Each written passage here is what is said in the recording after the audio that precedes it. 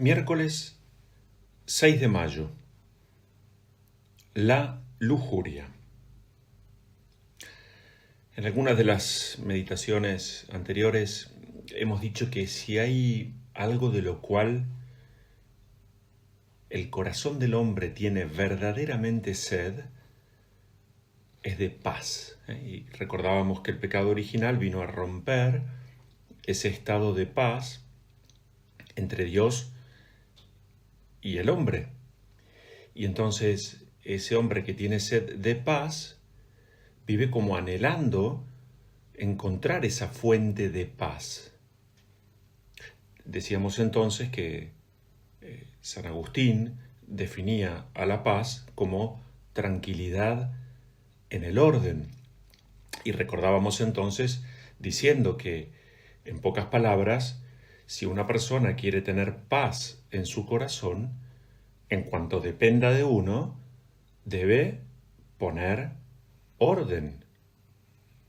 Y orden, en un sentido cristiano, así como nos han enseñado desde pequeños nuestros padres, es pues poner cada cosa en su lugar. Primero Dios, después las personas y después las cosas. Y a su vez, poner orden en ese vínculo, en esa relación con Dios, poner orden en ese vínculo, en esa relación con las personas y por supuesto dentro de uno mismo. Así como cuando uno se levanta cada mañana y tiene que asear el propio cuerpo, tiene que también poner un cierto orden y limpieza en el lugar a donde vive. Esto habla de la conciencia, de dignidad, del ámbito, de lo que somos.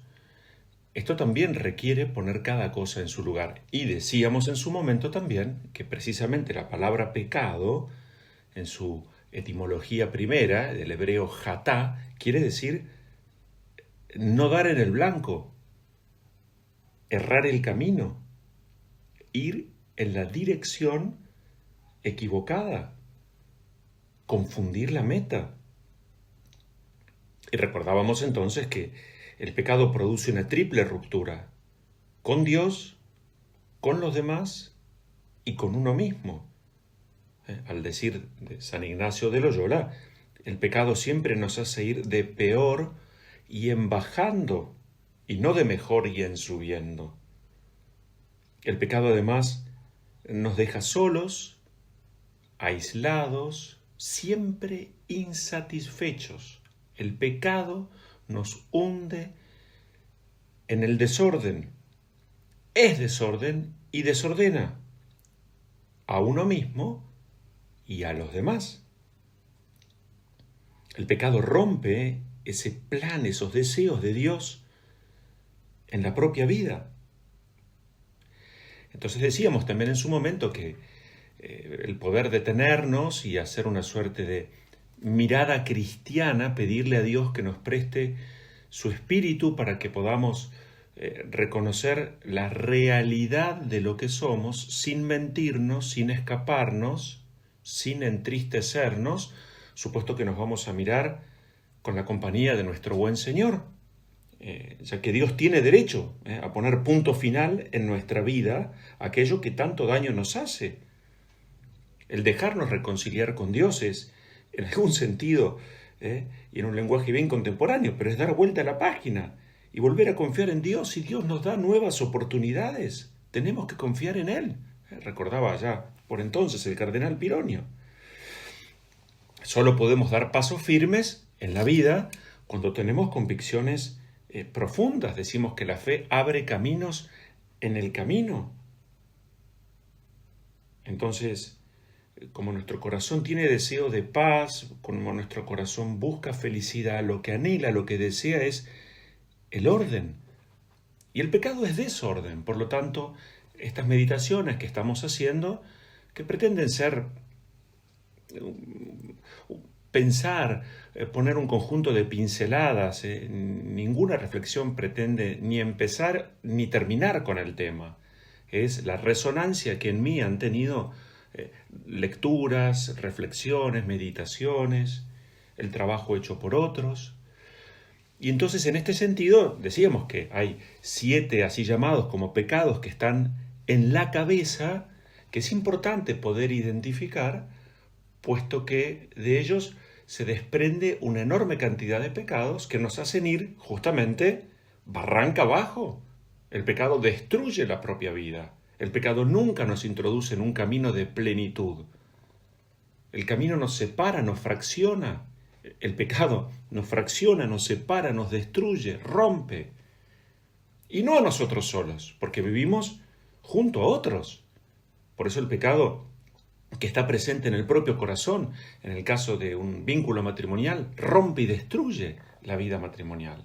No es que este es mi pecado, porque tu pecado me destruye a mí que estoy a tu lado, me involucra. Destruye el vínculo familiar. Por eso es importante desenmascarar, acompañados por el Espíritu de Dios, que Él nos dé sus ojos para reconocer la realidad. Ese es un diagnóstico, el conocer con el Espíritu de Dios la realidad de lo que estoy viviendo.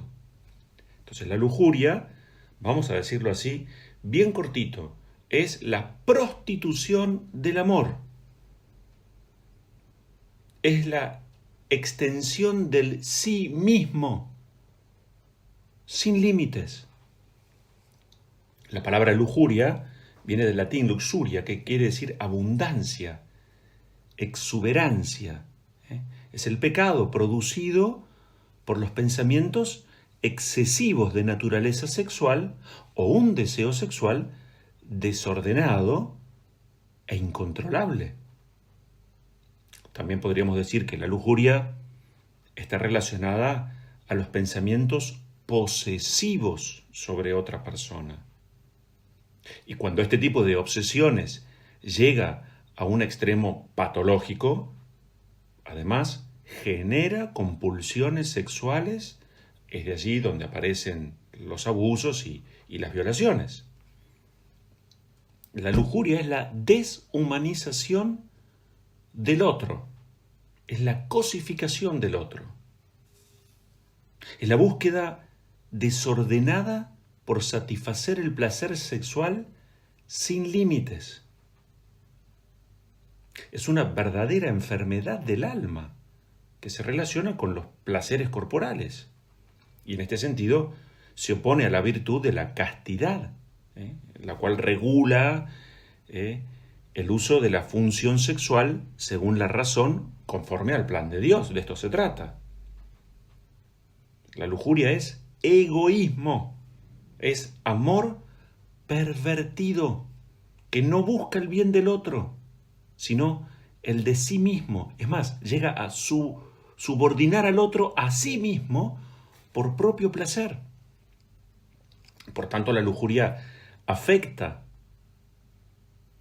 la afectividad, la capacidad de amar y procrear, la capacidad de desarrollar lazos de comunión con otros, además de otros tantos aspectos físicos y psicológicos, por supuesto. La lujuria es un impulso motivado por el egoísmo y no por el amor. Tradicionalmente se suele hablar de lujuria de la carne, haciendo referencia a esa búsqueda de sentir placer físico por alguna actividad, por medio de alguna actividad pecaminosa. Los pecados sexuales, puede ser también la violencia física, las drogas o el alcohol. En este sentido más amplio, ¿no? Lujuria de la carne. Pero también aparece hoy día y más que nunca la lujuria de los ojos. Es como esa tentación de mirar perversamente, donde lo que miro destruye al otro. Es quitar el foco y el objetivo del plan de Dios, del amor genuino, del amor puro, del amor firme, del amor fiel. La lujuria de los ojos desenfoca el alma, la hace precisamente errar del blanco para el cual fue creada. Es la búsqueda del placer a través de lo que miro. Eso influye luego en la imaginación. y eso va pervirtiendo. No hay que confundir claramente, ¿no es cierto? Ya que el deseo sexual, en su lugar y expresión adecuada, pensada, querida por Dios dentro del contexto de vida matrimonial, es una parte vital del ser humano. Lo que ocurre es que la lujuria no respeta la propia dignidad ni tampoco la ajena. La lujuria representa ese deseo excesivo, desordenado, desequilibrado por el propio placer sexual, sin importar el placer o los sentimientos del otro. La lujuria nunca mira ni mide las consecuencias, ya que solo piensa qué y cuánta satisfacción propia puede haber en cada momento.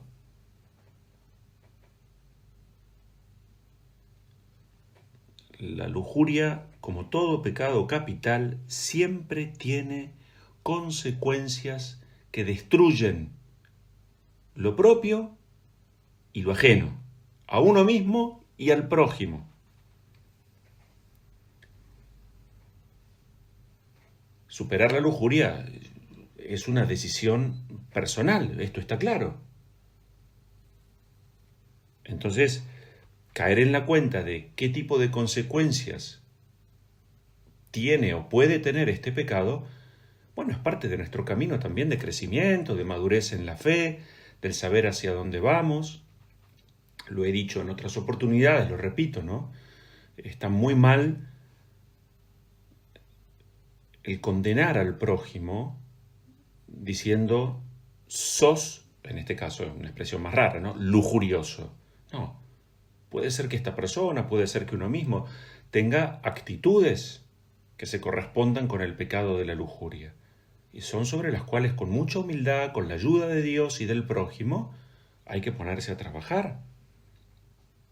Hay una enorme cantidad de consecuencias que tiene este pecado tremendo en el corazón del hombre. Podríamos pensar y decir, por ejemplo, es el pecado de la ceguera espiritual. Impide al hombre desarrollar y crecer en su vida de fe.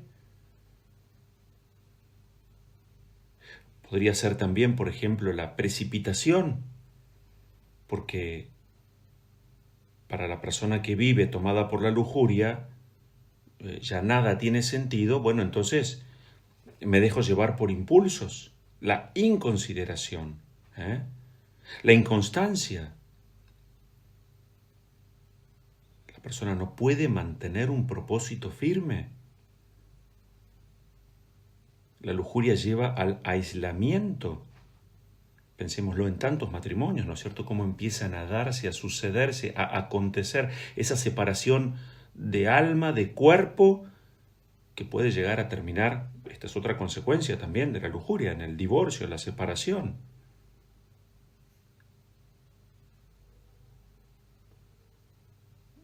La lujuria puede generar consecuencias claramente en nuestra relación con Dios, entonces el lujurioso suele odiar a Dios, culpar a Dios de todos sus males. El lujurioso vive tan atado al placer del presente que tiene pavor, pánico, miedo al futuro. La persona tomada por la lujuria vive egoístamente, entonces gasta en sí mismo, vive como apegado a todo lo que tenga que ver con esta vida y no, como decíamos hace poco, citando a San Pablo, con la mirada puesta en las cosas del cielo.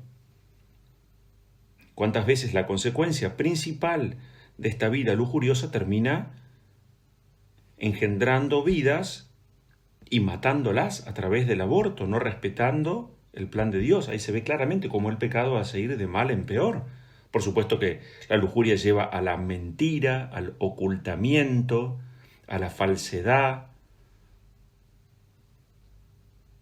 Puede llevar a la violación y hasta al asesinato, crímenes pasionales. La persona tomada por la lujuria todo lo cuestiona. Ha perdido las ganas de vivir.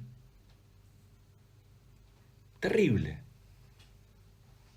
Por supuesto que frente a este pecado claramente hay remedios como tienen todos los pecados, ¿no es cierto? Y entonces ahí tenemos que ponernos a trabajar. Y esto hay que admitirlo así. Se sale de la lujuria con una decisión personal.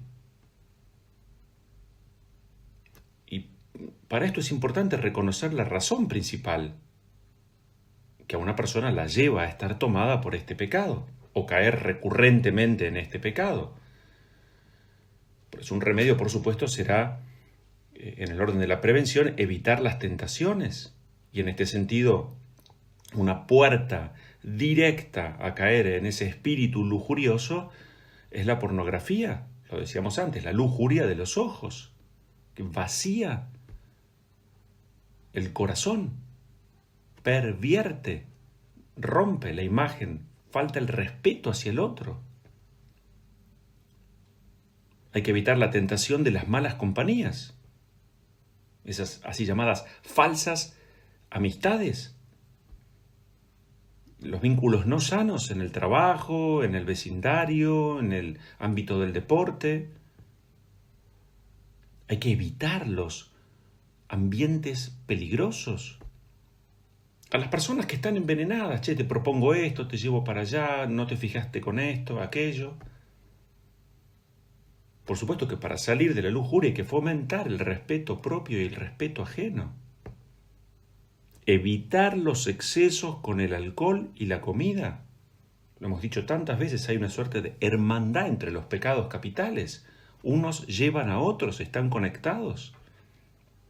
Por supuesto que evitar el uso de cualquier droga que es un conductor natural que lleva hacia la lujuria. Aprender a mirarme en la verdad de lo que soy, por más triste, difícil que sea. Tengo que admitir la propia debilidad, dejar de mentirme y ponerme con mucha humildad delante de Dios. Soy esa oveja perdida a la que vos, buen pastor, venís a buscar y además me lo recordás en este último domingo. Sos puerta abierta, ya que no hay pecado que la misericordia de Dios no pueda perdonar. Otro remedio, por supuesto, para la persona que está tomada por actitudes lujuriosas es aprender a moverse en el plano de los límites, ejercitarse poniendo horarios, un plan de vida, aprender a cultivar amores más grandes que ese amor a uno mismo, la actitud de servicio, la caridad, el hacer prevalecer a los otros por encima de uno mismo, visitar enfermos, brindar ayuda, compartir, dar, aprender a renunciar a lo que tengo, porque también entonces la vida virtuosa está muy relacionada, las virtudes unas con otras. El corazón agradecido, el corazón que se siente valioso, preparar un buen examen de conciencia, tener un acompañamiento espiritual es muy importante. El lujurioso, decíamos, suele vivir aislado, suele hacer de sus confesiones, para el que tiene fe, algo bien separado en el tiempo. No hay regularidad, no hay un camino, no hay un método, no hay un plan espiritual. La persona tomada por cualquier pecado capital suele desentenderse de cualquier tipo de formación, entonces ya no hay acompañamiento en este sentido desde ningún lado. Lo más importante, la vida en gracia, lo hemos dicho, una y otra vez hasta el cansancio. Los sacramentos, que son instancias de gracia, la vida de oración, la lectura y la meditación de la palabra de Dios, el vínculo con María Santísima, que es reina de la pureza. El pedir ayuda es un santo remedio en cualquier ámbito en la vida. Por supuesto que sí. El dominio de sí mismo. ¿Por qué si a veces somos tan capaces de tener método, orden, en el deporte, en la comida. ¿Por qué acá el espíritu se vuelca, se cae con el cuerpo, como si fuera imposible? No, si puedo en otras cosas, con esto también voy a poder. Y en este sentido, entonces también el ayuno, la mortificación, el deporte, la vida sana, la moderación, el estar vigilantes, el vivir en la verdad, el cuidar lo que se ve, aquello de lo cual se habla, son ayudas importantísimas. En esto no hay grandes misterios. Además, el Papa Francisco lo ha dicho, ¿no es cierto?, que el lugar de la llamada al amor auténtico, el del amor pleno, allí no cabe la lujuria. El lujurioso es aquel que en algún sentido, por supuesto, está claro, no ha llegado a alcanzar madurez, que no ha podido pasar del yo al nosotros, sino que pasa permanentemente del yo al ego. Solo existe en función de sí mismo. San Agustín dice, la lujuria reclama para sí siempre la saciedad y la abundancia, y nunca las consigue. San Agustín también decía, miren qué lindo pensamiento, si no eres espiritual hasta en la carne, serás carnal hasta en el espíritu. O aquel pensador francés, Fougereau, que decía, vivir en el instinto es vivir en el instante. Por eso aquel que vive en la lujuria nunca vive plenamente. Siempre es un insatisfecho crónico. El lujurioso vive en un permanente fuera de límites y proporciones. Muchas veces se mueve en el plano de las extravagancias, de las exageraciones. Todo para él es un exhibirse sin el menor pudor. El lujurioso es un eterno, decíamos recién, insatisfecho, es decir, frustrado. Y esas frustraciones e insatisfacciones muchas veces devienen en enojos, de donde aparecen las violencias. La lujuria se relaciona con la debilidad del carácter, de aquel que no tiene horizontes firmes, claros. Es endeble, titubea por todo y frente a todo, es fácilmente influenciable, puede ser de una personalidad claramente débil, flaca, anémica. No es extraño que el lujurioso viva entonces también alrededor del consumo excesivo de lo que no es necesario, ya que para él todo se vincula con el tener, el poseer, el aparentar y el mostrar. Todo para el lujurioso es un engaño, por eso oculta, esconde, finge. Y así el lujurioso, que vive en el exceso, fuera de sí, para él todo es válido. Y así se va degradando, se va vaciando,